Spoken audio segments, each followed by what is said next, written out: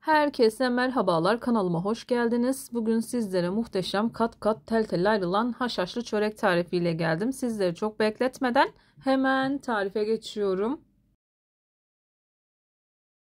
Tarifim için ilk olarak yoğurma kabına bir paket instant maya, dilerseniz yarım paket yaş maya da kullanabilirsiniz. Bir bardak ılık süt, bir bardak ılık su ekledikten sonra çırpıcı yardımı ile güzelce karıştırıyorum. İyice karıştırdıktan sonra göz kararı olacak şekilde yaklaşık 2 bardak kadar un ekledim. Unun üzerine 1 tatlı kaşığı kadar tuzumu ekledikten sonra yavaş yavaş hamurumu yoğurmaya başlıyorum.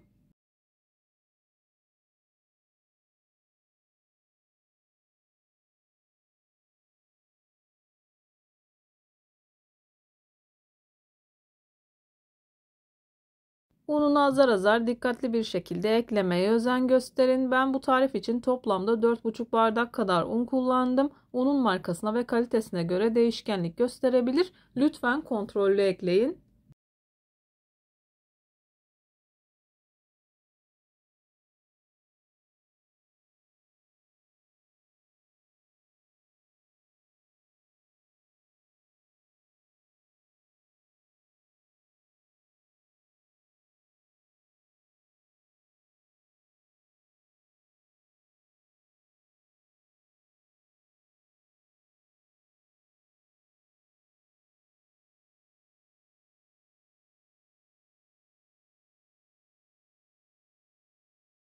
Hamuru bir süre yoğurma kabında yoğurup toparladıktan sonra masaya alıyorum. Masada hamur özlü bir hal alıncaya kadar hamuru güzelce yoğuruyorum.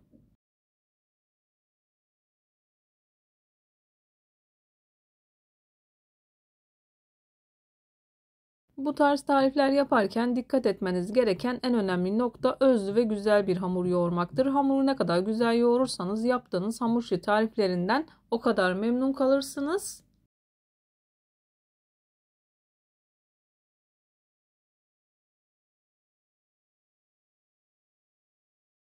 Hamurumuzun oldukça yumuşak fakat ele yapışmayan kıvamda bir hamur olması gerekiyor.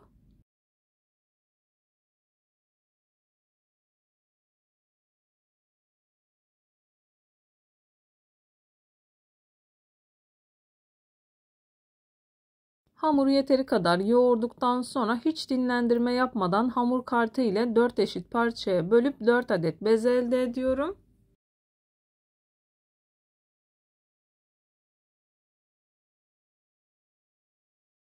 Videoyu tam da buraya kadar izlediyseniz her zaman olduğu gibi sizlerden ricam yoruma kalp olur, emoji olur veya tarifim hakkında farklı bir fikriniz varsa bunu da benimle paylaşabilirsiniz. Ayrıca videolarımı sevdiğiniz kişilerle de paylaşarak bana bu şekilde destek olabilirsiniz.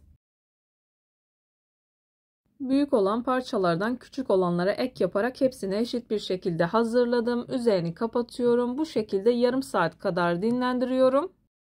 Bezeler dinlenirken bu arada ben de içine süreceğim haşhaşı hazırlıyorum. Bunun için ben 250 gram kadar haşhaş kullandım. 3 yemek kaşığı kadar şeker ekledim. Yarım bardak sıvı yağ, yarım bardak da tereyağı ekledim. Güzelce karıştırıyorum. Eğer gerekirse kıvamı yoğun olursa sıvı yağ eklemesi yaparak kıvamını açabilirsiniz.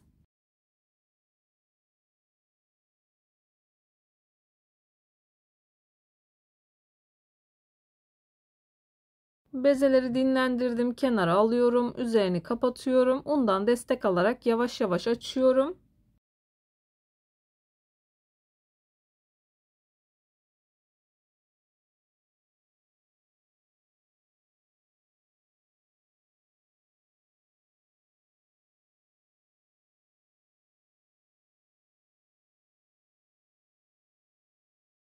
Açabildiğim kadar açıyorum ama çok aşırı inceltmemeye dikkat edin. Hamuru üst üste koyduğumuz zaman, haşhaşı sürdüğümüz zaman yırtılma yapabiliyor.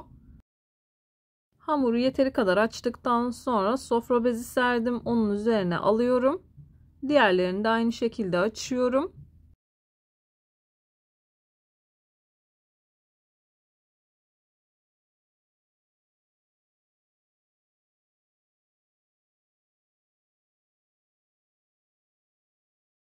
Videolarımda yapmış olduğum tariflerin elimden geldiği kadarıyla püf noktalarını vermeye çalışıyorum. Ama yine de aklınıza takılan herhangi bir şey olursa yorumlara yazarsanız gördüğüm zaman sizlere dönüş sağlarım. Yine aynı zamanda videonun altındaki açıklama kısmına malzeme listesini tam not olarak ekleyeceğim. Dilerseniz oradan da bakabilirsiniz.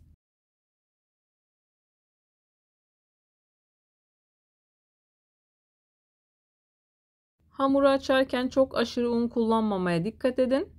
Sadece oklavaya yapıştığı zaman un takviyesi yapabilirsiniz. Yeteri kadar açtım. 4 tanesini de açtıktan sonra ilk yufkayı serdim. Haşhaşı seriyorum bu şekilde. İlkine sürmek biraz zor oluyor. Kayma yapabiliyor. Diğerlerini de üzerine bu şekilde seriyorum. Haşhaş biraz koyuydu ilk etapta. Biraz sıvı yağ ile sulandırdım. Tamamen kendi damak tadınıza göre ayarlayabilirsiniz. Ayrıca isterseniz tam da bu aşamada ince dövülmüş ceviz de kullanabilirsiniz. Eğer seviyorsanız her yerine değecek şekilde güzelce sürüyorum. Diğer hamurları da aynı şekilde üzerine serip haşhaştan sürüyorum.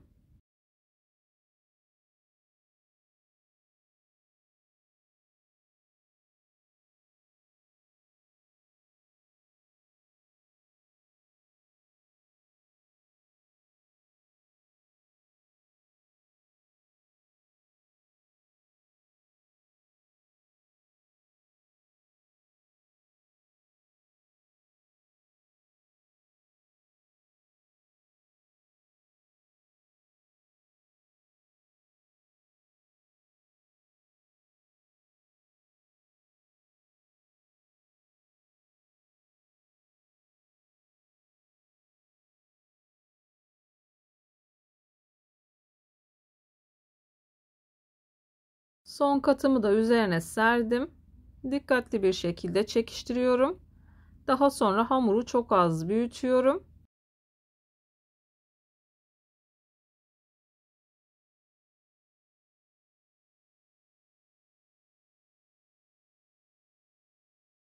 Yeteri kadar büyüttükten sonra bu aşamada biraz hamurun üzerine sıvı yağ sürüyorum. İsterseniz katlamadan da yapabilirsiniz. Kat kat olması için sıvı yağ kullandım. Dilerseniz kullanmaya da bilirsiniz. Ayrıca seviyorsanız tereyağı da kullanabilirsiniz.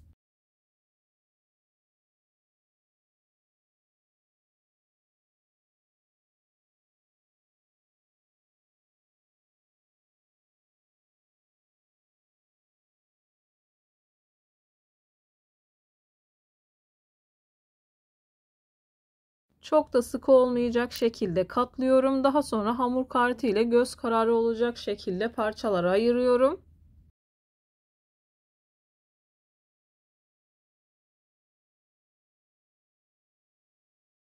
Büyüklüğünü ve küçüklüğünü tamamen kendinize göre ayarlayabilirsiniz. İlk etapta ortadan ikiye böldüm. Daha sonra her bir parçayı tekrardan ortadan ikiye böldüm. Bu şekilde dörde böldükten sonra her bir parçayı tekrardan dörde böldüm. Yani 16 adet elde ettim.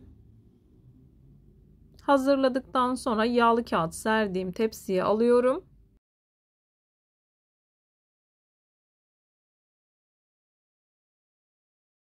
Yağlı kağıt serdiğim tepsiye aldım. Tepsi mayası yapmadan üzerine yumurta sarısı sürüyorum. Tepsi mayasını fırında yapacağım. 75 derecelik fırında 15 dakika kadar tepsi mayası yapılması yeterli olacaktır.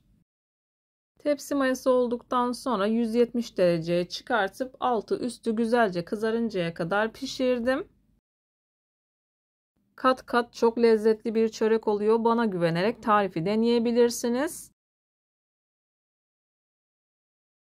Katlarını görüyorsunuz. Videoyu beğendiyseniz beğenmeyi, kanalıma hala abone değilseniz kanalıma abone olmayı, videoyu sevdiğiniz arkadaşlarınızla paylaşmayı unutmayın. Hoşça kalın. Allah'a emanet olun.